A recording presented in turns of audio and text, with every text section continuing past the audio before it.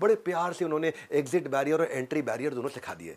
जैसे ही exit barrier entry barrier सीखी, वो महाराजा अग्रसेन ने बताया कि नया एंट्रेंट आएगा नहीं, तुम्हारी बार्गेनिंग पावर मजबूत है, क्योंकि यहाँ पे कोई और सब्स्टिट्यूट नहीं है और यहाँ पे कोई और सप्लायर नहीं है। जब ये चार चीज़ें नहीं हैं तो तुम प्राइस बढ़ा सकते हो। और वो लेडी ने प्राइस बढ़ाया। उसको समझ में आया। महाराजा अग्रसेन ने कहा, एक और चीज़ समझाता हूँ, हमेशा हर एक के लिए अलग अलग खाना मत बनाना, मास कस्टमाइजेशन करना। क्या कस्टमर चाहता है वो डिसाइड करो, अपनी ऑपरेशनल कैपेबिलिटी देखो और कॉस्ट इन्वॉल्व चेक करो, उससे तुम्हारी कॉस्ट कंट्रोल में रहेगी। वो लेडी ने बहुत फ्लरिश किया। एक्सपेंशन टेक्निक्स बताई, मैनेज करना बताया कि मल्टीप्लाई कैसे करें।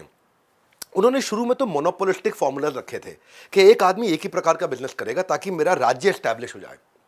और जब राज्य जैसे जैसे बढ़ने लगा, तब उन्होंने कहा कि अब अलग अलग प्रकार की चीजें भी आप अपने साथ में अपनी दुकान में रख सकते हो। एकाधिकार की नीति को उन्होंने, मोनोपोली को खत्म किया और व्यापारियों को अनुमति दे दी कि वो एक या एक से ज्यादा चीजों की बिक्री करें, क्योंकि अब पूरा राज्य एस्टैब्लिश हो चुका था, जिसको बोलते हैं डिपार्टमेंटल स्टोर। तो उन्हीं दोनों एक व्यापारी था, वो छोटी सी उसकी दुकान थी। जैसे ही मोनोपोली का मॉडल खत्म हुआ, उन्होंने बाजू की दुकान, इधर की दुकान लेके अपनी दुकान को बड़ा कर लिया और किराने के साथ में दूध, दही, बर्तन, कपड़े सब कुछ बेचना शुरू कर दिया। बहुत तेज बिजनेस उसका ग्रो कर गया।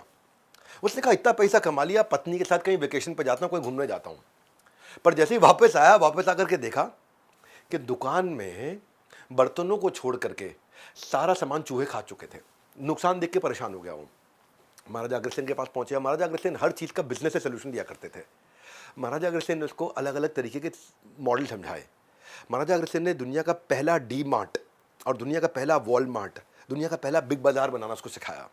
उनको बताया वाइड, डीप, स्क्रैम्बल्ड असॉर्टमेंट्स क्या होते हैं। उन्होंने सबसे पहली चीज़ उनको बताया कि चूहे क्यों आए वहाँ। मालूम, चूहे इसलिए आए क्योंकि वहाँ खाने की चीज़ें पड़ी थी बहुत सारी, दूध, दही, पनीर, शक्कर, आटा होगा तो चूहे आएंगे। तो उन्होंने समझाया लीफो फीफो समझो, कि कपड़े, बर्तन, सजावट का सामान, श्रृंगार का सामान वो पहले ला करके रखो और बाद तक बेचो, लेकिन जो दूध, दही, पनीर, शक्कर, आटा है वो हमेशा क्या करो, आखिरी में लेके आओ। Last in first out.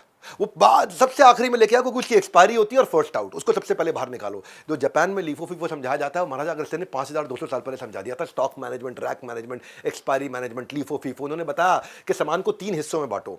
जो ज्यादा बिकता है उसको ज्यादा रखो, जो कभी कभी बिकता है उसको कम लेकर के आओ, और जो नहीं बिकता है उसको लाना बंद कर दो। इसको क्या बोलते हैं, fast moving, slow moving, non moving. इससे तुम्हारी इन्वेंट्री मैनेज रहेगी और तुम्हारी इन्वेंट्री टाइम से निकल जाएगी, और ज्यादा बिकने वाले सामान पे तुम्हारा ज्यादा, तो इसको बोलते हैं, उन्होंने सिखाया process automation, process improvement, process integration, process orchestration.